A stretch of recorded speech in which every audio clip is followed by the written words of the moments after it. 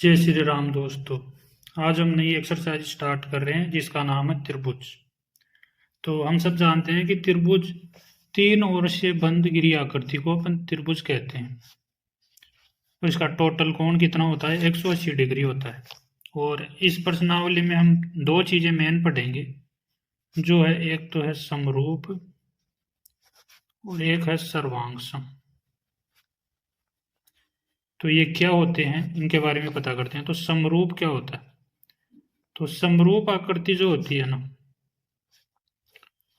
समरूप होती है वो जिसका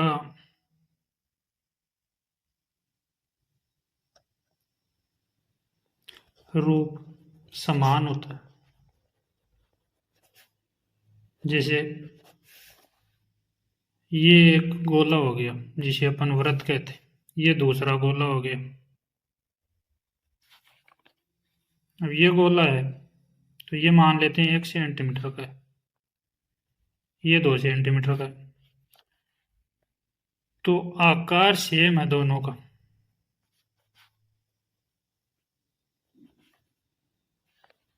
लेकिन माप है ये अलग अलग है। इसे समरूप कहते हैं। और इसकी शर्तें क्या हैं कि आकार तो सेम होता है और जो इनकी भुजा है समान अनुपात में होती है।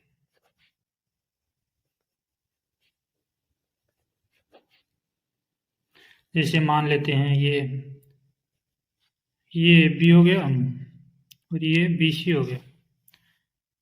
तो ये बी सी बटा ए बी, ये अनुपात सेम होगा किससे? जो दूसरी भुजा और वो होगी ना उससे।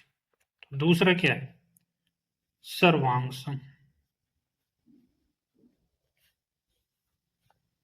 सर्वांग क्या होता है कि आकृति इनकी सेम होगी और इनकी माप भी सेम होगी। इनको एक दूसरे पे रखने पर ये जो है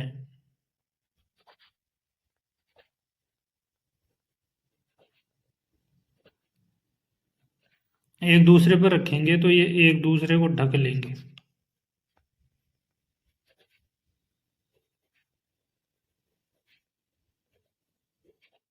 जैसे दो सिक्के हो गए,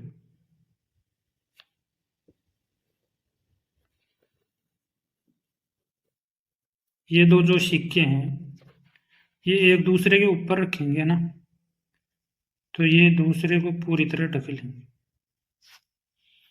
और इनकी जो भुजा होती है समान होती है और कोण भी समान होते हैं। ये मेन चीजें अपने को जो इस प्रश्नावली में ध्यान रखती है।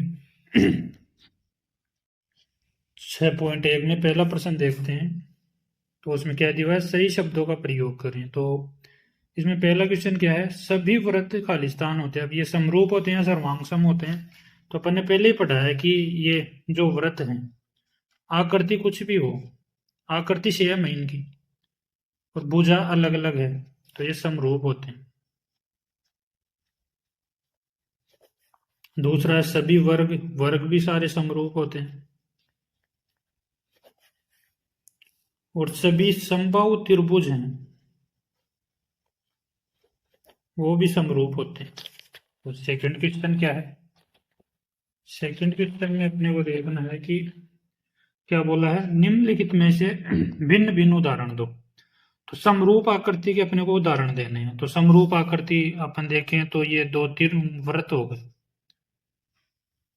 दो वृत्त हैं तो ये है, ये समरूप हो गए। ये पहला उदाहरण हो गया। दूसरा उदाहरण, दो वर्ग ले लेते हैं। दो वर्ग होंगे वो भी समरूप होते हैं। दूसरा है ऐसी आकृति जो समरूप नहीं है। समरूप नहीं है तो मान लेते हैं एक वर्ग हो गया और एक त्रिभुज हो गया। आकृति अलग अलग है और भुजाओं का अनुपात भी अलग अलग है। दूसरा देखें तो वृत्त ले लेते हैं, और ये हो गया आयत। आकृति अलग अलग है और भुजाएं भी अलग अलग। तो ये समरूप के जो नहीं है उनके दो उदाहरण हो गए। तीसरा क्वेश्चन क्या बोल रहा है, बताइए कि निम्नलिखित चतुर्भुज समरूप है या नहीं। अब इसका पता करते हैं। तो ये भी चतुर्भुज है और ये भी चतुर्भुज है, लेकिन इसके कोण जो हैं ये 90 डिग्री के हैं सारे, ये 90 डिग्री के नहीं। लेकिन इसकी आकृति सेम नहीं है, तो आकृति क्या है, अलग अलग है।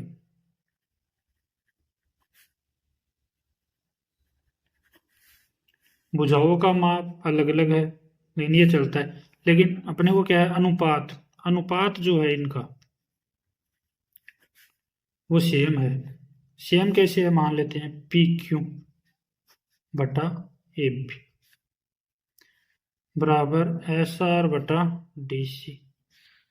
तो ये कितना है, 1.5 बटा 3, और ये भी हो गया 1.5 बटा 3। तो कितना हो गया ये, 1/2 1/2। अनुपात तो सेम है, लेकिन आकृति अलग अलग है अपने पास, और माप भी इनका अलग अलग है। तो अलग अलग है तो ये क्या है, समरूप नहीं है, क्योंकि ये एक ही शर्त की पालन कर रहा है, दूसरा शर्त जो है वो उसका पालन नहीं कर रहा। तो हम कहेंगे ये समरूप नहीं है।